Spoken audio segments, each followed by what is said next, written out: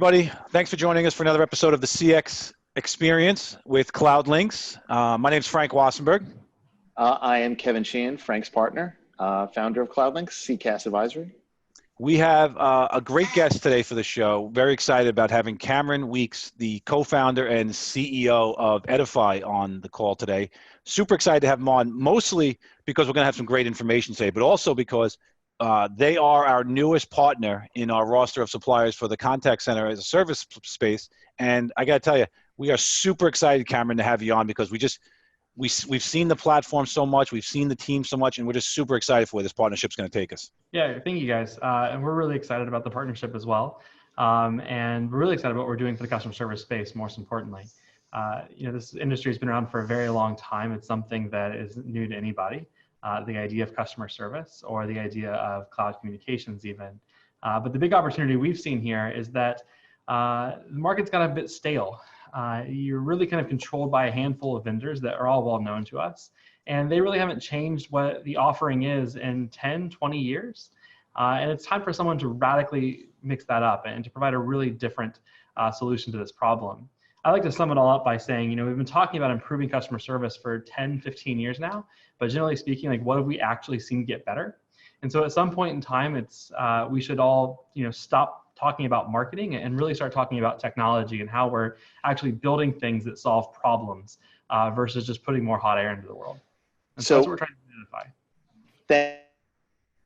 Thank you, Cameron. So we have really we only have one generic question in this series, and we open with it as opposed to ending with it, which is, obviously we're all aware that the CCaaS space is now incredibly stacked.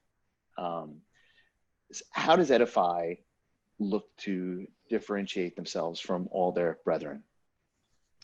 Yeah, I think we do that a couple of different ways, and I think we'll be able to dive into that a bit more as we go into this. Sure. We definitely bring it all kind of starts with our founding statement, if you will. And what it is that we're customers too. And it started off being something that we just casually talked about as we were building the company. And it really kind of just stuck. And it's been something that we kind of drive every conversation internally and externally to. The things that we're doing here are just because the sole fact of someone needs to step up and do them. This is something that affects all of us. We're all customers. We're all buying things either professionally or personally, and we're all forced into this world of going through the customer experience journey and being on the side of delivering it as well as the side of receiving it. And we finally hit this frustration point where it was just time that someone did this better, that it was time to fix the core problem. And so on the Edify side, the biggest piece on the technology side is that we own the entire solution. And as soon as you say that, we actually exclude a large number of the competitors in the marketplace. And so, we're not built on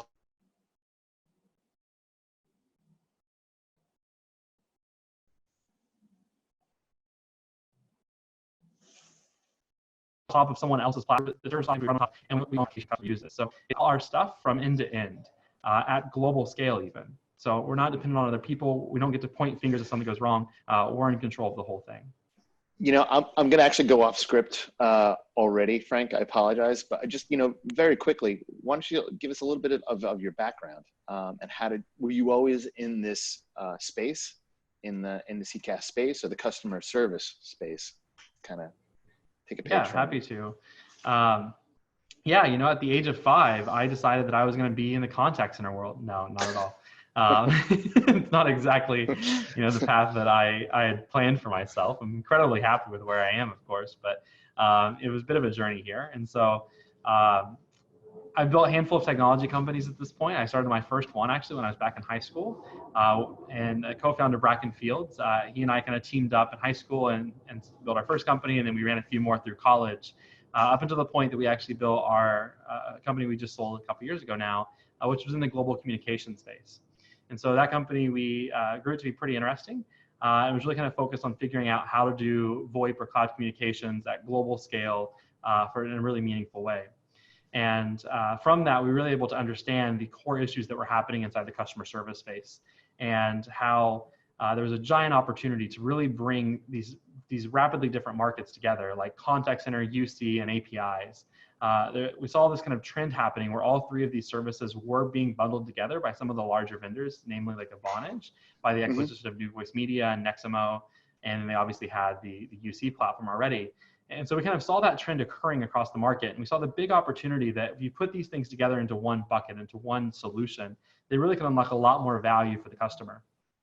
And so the opportunity we saw here was to build the first platform that actually brought all of those things together from day one on a common piece of software. And so what didn't happen through acquisition, we didn't bring a bunch of new things in and try to piece them together. This would be native code that was built from day one to really unlock the true potential that all these different services have for companies without all of the decades of time. Interesting. And you know, I find it interesting, Cameron, as you go through it, you're talking about the blend of service, you're talking about the blend of technology. And from what we see on the platform, you guys have AI playing a really powerful role in that blend. How are you guys building that so that it's most impactful for people? Because it does seem to be one of your core differentiators in the market. Definitely is. You know, we definitely have the luxury that from our competition that we're not 50 years old. And when you're not 50 years old, AI is a lot easier to come by. A lot easier to make available. Relax. We just spent a lot of time spending on Kevin's 50th birthday. Oh, I don't mean individuals. We have plenty of people who are 50 years old as a person. I'm talking organizations that are 50 plus years old. Entirely different thing. So when we developed this, we really looked at how could you embed AI at all levels of the stack, and not just at ways of you know, what we commonly talk about in the marketplace today of like chatbots, of ways to engage customers and be a bit more efficient. Of course, we can do those things and they're fun to talk about, but it's not really what piques my interest. I get really excited about the ways that we can find overall efficiencies inside the customer service team with artificial intelligence, machine learning. And a couple of the things that really get my excitement on that is IVR is a great place. No more press one, press two, but actually being able to actually understand conversation and route someone based on that. All the way to the other end of that extreme where we can apply coaching and training tools with machine learning. And we can now give 100% coverage from a QA standpoint on every single interaction. Whether it's a phone call, a chat, an email, we can score those things, identify the opportunity for improvement, and automatically route them to managers. And so the big takeaway here from machine learning isn't just that it's another way to engage with customers. Of course, that's true. The bigger opportunity, in my opinion, is this gives us a way to understand what's happening inside the customer service team at levels that were never before possible. We could never do 100% QA coverage with a human-based workforce reviewing interactions. You'd have to have four times the size of team that you had working with customers, and that'd be ridiculous. But with machine learning, these things become immediately possible with almost no friction or pain to deploy. It's very interesting. I mean, how do you measure that? How are you guys looking at this and saying, okay, I've got client A, we've instituted the AI platform, we've instituted our policies and procedures to make them more impactful. How are you measuring that? What are you showing clients that says, this is where you were, this is where you are today, outside of them doing their own KPI kind of measurements?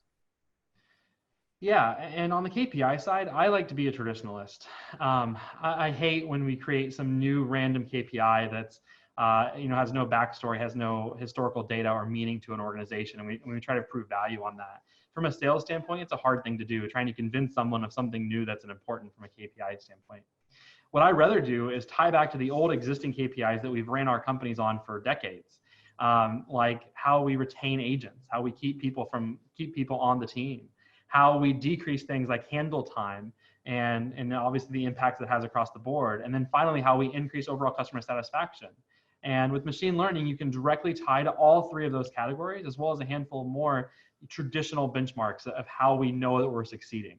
And so we can do things like having a huge impact on retention. We actually can keep the employees happier. We can develop them further. We can keep them on the team, which that alone has a major impact on the performance and costs of operating a customer service team. And then all the way down to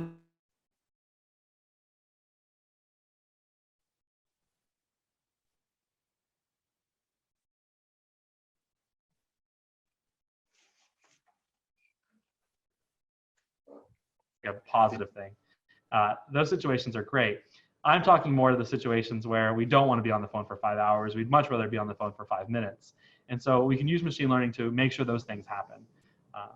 It's interesting as you go through that, because when Kevin and I first started out, clients were coming back to us. I mean, we've been in this business now for a while. You start talking about the length of experience. We've been in the contact center space for a while, working with people for a long time. And it shifted from how fast can I get somebody off the phone to how impactful can I make that time with them on the phone to Sure. Now you're seeing it as how do I empower that agent to deliver more and more service and more capabilities and open up the breadth of services that we can give to a client. It's really gone away from that, I think, that how fast can I get them off the phone to how engaged can we be with that client when we want it and where we want it. And AI has a powerful role to play in that, as well as omnichannel. Candidly, I think you guys draw a fine line, I think, in what we've seen from true omnichannel and multi-channel, where people are blending the terms almost. People are almost saying, here's omnichannel, we have it, let's go. And when you look at it, it's not really omnichannel. You guys seem to have a really fine distinction between omni and multi. Yeah, we don't make a lot of friends with how we address this, but we call it telling the truth. And as a core foundation, it's not just hot air. It's not just the co-founder, CEO saying that as a company we like to tell the truth. We have strived to be the most transparent organization in our industry, top to bottom. And simply put, the omnichannel is a great example of this. If your omnichannel solution means that you can do a web chat and you can do a phone call, but you cannot do a web chat phone call together, then that's not an omnichannel solution.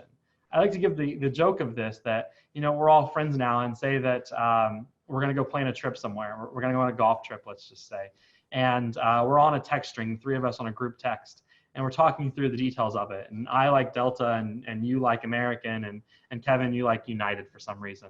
And we're all bickering on which airline we're going to use to go fly to on this trip together. At some point in time, it might become too frustrating to stay on that group chat. Like, we could just share more information if we were just to get on the phone with one another. And so I would just call you and we'd talk through the problem and we'd move on. And that's just exactly, there's nothing even to think about there. That's just how we would live our lives today. But if we were engaging with a company, with a brand, and we had started off by text messaging them or web chatting them, there's no way in our mind we would think that you could just start a conversation with them and continue that conversation from where you stopped on the web chat or on the text message. I mean, how silly would it be? The natural assumption is whoever I'm chatting with right now is not the person who's going to be calling me. I'd have to start all over again. And you think it's you get so excited on the fraction of a percent chance that if you call in, that person might even be aware that you were chatting. Like that's the threshold of success, is that the person might be aware that you previously had chatted. Like that right there, mind-blowing idea. Thumbs up win, right? Right. Like that is the threshold for success in this industry, which is just hilarious. I mean, come on, guys, it's just crazy. Yeah, it's tough because over the years you've seen it where it's almost like the bar has been set at a certain level and people are just happy to do it. They're just happy to get to a certain point. They're happy to get to a certain level. And I think that's one of the things that's really driving the CCaaS space. You look at what as a service has done for this, where premises-based solutions kind of fell short and opened up the market for this, was this path of innovation, this rate of innovation, this ability for you to roll out features and services to people that a premises-based solution would cost them tens to hundreds of thousands of dollars to do. And you guys are able to roll that out platform-wide to people almost instantly. Yeah, I mean, what happened here is terrible, but it's pretty simple to lay out. You had a giant multi-billion-dollar industry that was really controlled by 3 to 4 vendors. And we don't need to name them. I think we're all well aware of what we're discussing here. Yeah. And those people became complacent. They became private equity driven organizations that were just charging absurd amounts of money and paying themselves outrageous benefits and bonuses from it. And that works up until the market catches on to what's going on. And we hit that point and we crossed it. And so today, and then in the middle there, what we had was a handful of new age companies come to market because they saw the opportunity to build something new. But they really didn't have the understanding and respect for traditional customer service and or global communications. And so we had a handful of these new logos that popped up, and again, they didn't have the background they needed. And so they thought they could go to market very quickly. They could build their application on top of other people's applications and come to market really fast there. The problem with that, as we all know now, is that those products left a lot to be desired. The quality and reliability wasn't really there to be able to move a mission critical organization of significant size from a on-premise legacy vendor onto a cloud solution. And so the last couple of years, the market kind of put up their guards a little bit and said, maybe cloud's not ready. And those legacy vendors, they were happy to step in and say, yeah, of course, cloud's not ready. We've not provided it to you yet. You must wait. Our story is a bit different. We've been around the global communication space for 15 plus years. We have a deep understanding of how it works. We own all of our own technology, so there's no finger pointing. And so when you kind of put those two things together, we really have the opportunity to show people a path to come to the cloud, no matter where you are in the world, and have high levels of success and incredibly new features that are available to you and your customer base. Yeah, and when you look at this, I think, that's one of the values that Cloudlinx brings to the table is we do this for clients. There's a whole lot of trepidation around, I just don't know what I don't know. I don't know what's out there. I don't know if what I'm being told is the truth. I don't know if what that vendor is saying, not that sales guys are liars, but they don't always know the right answer. And good ones say, I'll get back to you, and bad ones say, yes, we can do that. And so that's a big chunk of where our focus is and our mission statement is helping clients avoid the mistakes that you don't know what you don't know. So we help you avoid those mistakes in this purchase, and we help you structure the conversation a little more in tune, so that by the end of the conversation, by the end of the evolution with us, you've got a good deal for you with the right service provider. We try to make it apparent to them who they're going with, because like you're saying, there's so much for somebody to absorb. It's mind numbing when you really think about it. Yeah, and not to get too in the weeds of the technology side of this, we'll leave that for another conversation. But at the highest level, and going back to this transparency piece of Edify, the Edify platform itself lives in 12 regions around the world. And all of those regions are interconnected together and sharing information in real time. And so the outcome of that is there's no single point of failure anywhere in the global system. The whole thing is self-recoverable, all running in an active environment. And what that means for the customer then is that, again, there's no single point of failure. There's no place for something to go wrong that's going to cause them an outage. We go all the way to the extreme with that and actually wrap the entire platform offering in 100% SLA. And then we go even farther than that and kind of put our money where our mouth is with a 10 times financial guarantee. So we guarantee the platform to be available 100% of the time, or we'll actually pay back 10 times the contract value the customer paid us. That's interesting. Interesting. The concern around uptime and availability, it's sort of a first base fear. Because the reality is that we really haven't seen any outages of any significance from any of the cloud providers that we work with that has been business impacting on even a small level. It's almost like a naivete concern. I think once you get past that initial, oh, does it work? Which is what I think like Amazon was wrestling with 10 years ago. Sure. Now it's more the nuts and bolts of how things work. Scalability is a little bit different. Maybe you can touch upon, is it your own infrastructure? Are you going through a third party? How much time do you need to scale up? If someone has to add, 300 agents because there's some kind of global crisis, just as an example, walk us through how you guys would manage that. And is there any liability there? Yeah, it's all to us. It's all one and the same from a reliability, a scalability standpoint. So whether you have 50 users and you're going to 500, or you have 500, you're going to 5,000, the platform is built in a way that it makes it very easy for it to self-regulate and self-scale the platform wide to hit those needs. And it doesn't matter if those teams are all sitting in New York, or if they're all sitting in Texas, if they're all scattered across the entire world with pods of 20 or 50 or 100 people in every different place. it's much more of a modern architecture where there's, again, no single point of failure. There's no giant monolithic system that we're trying to manage and keep control of. It's split up into very, very small parts that are just, scaling as needs to happen, no matter where they are in the world. It's an entirely different approach to architecture that makes these things possible to move from, Sure. handful of users to significantly So more. if I'm an Edify customer, my contact center agents are not on a standalone cluster someplace. It's a distributed network. In other words, and if I decide to add 100 agents, you don't have to add another cluster quickly. No, there's none of that by any means. Okay. So it's a complete shared resource environment. Our infrastructure is actually equally split between Amazon and Google Web Services. Mm-hmm. Our Amazon Web Services and Google Compute Cloud. Goodness, I pushed those all together. And so, as a CEO, I actually am a tech person. I understand how this stuff works. Sure. And so, equally split between both of those platforms. And we actually are not dependent on either platform for the overall product deliverability. And so we could lose all of Amazon, we could lose all of Google, and no one would have any, no one would have any understanding or impact that those things occurred. One of the questions that's follow on to this, it's pretty typical at this point, is around data security at that point. Then some people have some concerns there. And so we're very proud of the fact that all data inside of Edify is encrypted in transit and at rest. So whether it's a phone call, a web chat, or a file that got uploaded and stored in our system for the next 3 years, all of that data is always encrypted, and that encryption is controlled per company. So even if someone were to find a way to have access to your data, which again is nearly impossible, they still couldn't read it without your encryption key. So you are secure, you are safe inside the Edify platform.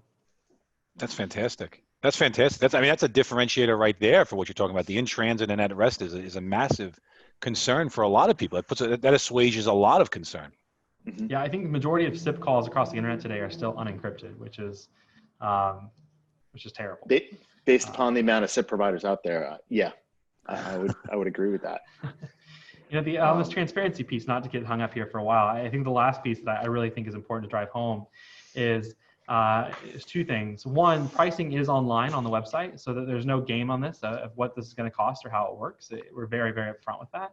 And then finally, I think the most important piece is that on the website, with nothing more than a cell phone number and an email address, just to validate that you're a human, not a bot, you can actually get a fully functioning Edify account.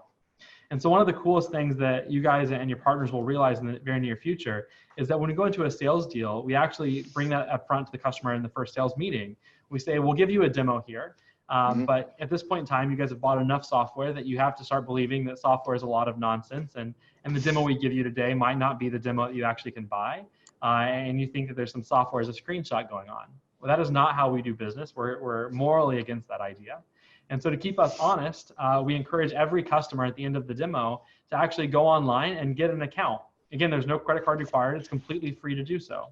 And we're not trying to say that you can onboard a 500-person customer or call center onto our product with no help. We're not saying that at all. What we are saying is the people that are in the buying decision, the 5 or 6 people that might be making the call at the company, they can go start giving themselves the exact same demo we gave them. And with a really cool thing that happens here is that we go from having sales conversations to product training conversations. Sales meetings become engagement meetings where we're explaining how something works and how you could go deeper with it, or how you could configure this use case. And at the end of a handful of meetings, the sales team is no longer pushing the product on the customer. We're just helping them onboard through a sales process. It pushes every other vendor out incredibly quickly. Sure. And the answer to the whole thing, the secret, is just be transparent and tell the truth. That's the upfront, that's the secret of the whole thing. Sure, and we respect that immensely. We try our best to operate the same way. Just asking a question now, just directly on the other side of that sales process, which during these times is becoming one of the most asked questions from our client base. The onboarding of a customer. How do you guys guarantee that onboarding and that project management leads to a happy customer? Getting somebody spun up quickly, functional quickly, sometimes can be half the battle. Yeah, and I think it's both I think there's 2 teams that on our side really are important here.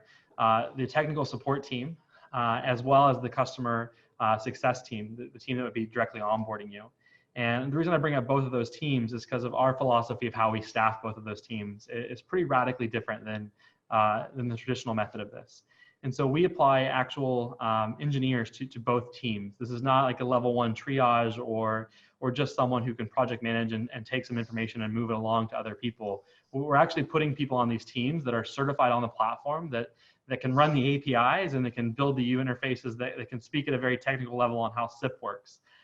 People who are incredibly educated on how all these pieces come together, I think is one of the most important pieces of making that successful. That they're not just trying to collect information and go around the circle or the swivel chair old mentality of how you kind of pull together the information needed to onboard a customer. Going beyond that, just to the very project management nature of it, there is a dedicated team for account onboarding. You get assigned an account manager as a part of a new account.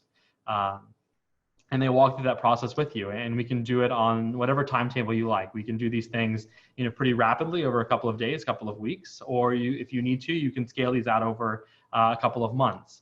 One of the really cool things about the Edify platform and its architecture is that it doesn't require a forklift removal. Obviously, to unlock all of the benefit and value that you're buying onto, you definitely need to get moved over. But we could do things like moving your IVR system over to our workflows tool day one. And then you could stair step out the deployment so that we're minimizing the impact on the overall team and minimizing risk there as well. So there's a number of ways to approach this. There is no cookie cutter approach, in my opinion. Every situation is a bit different.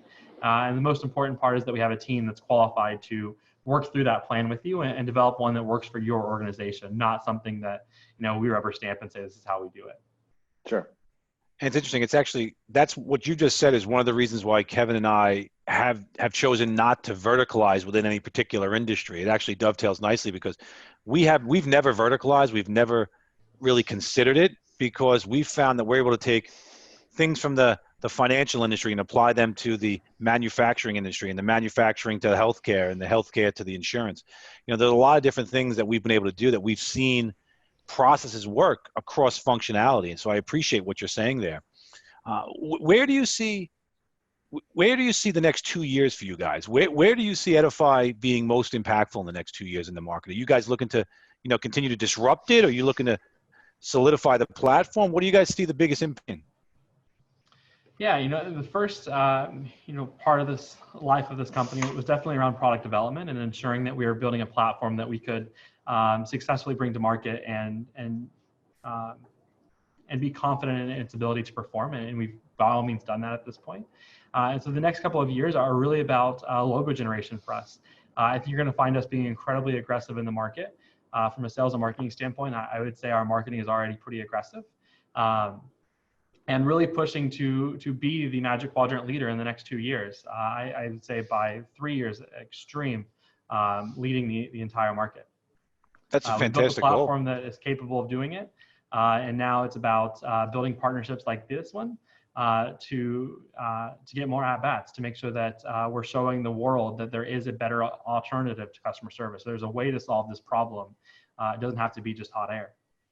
And I like it because that's probably the second statement you've said in this interview today that's not going to get you any friends in the market today. So I like it. I like the aggressive nature of it. There'll be a couple of Christmas parties with the team there. I like it. So Cameron, we have plenty of new rules we need to hire for. So we need all those people to leave those organizations and sure. Check out our good way career of looking page. at it.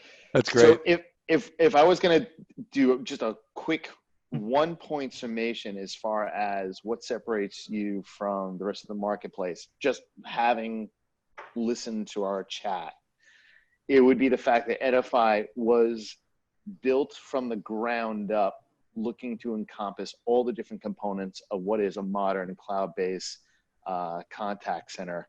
It wasn't a series of add-ons over time.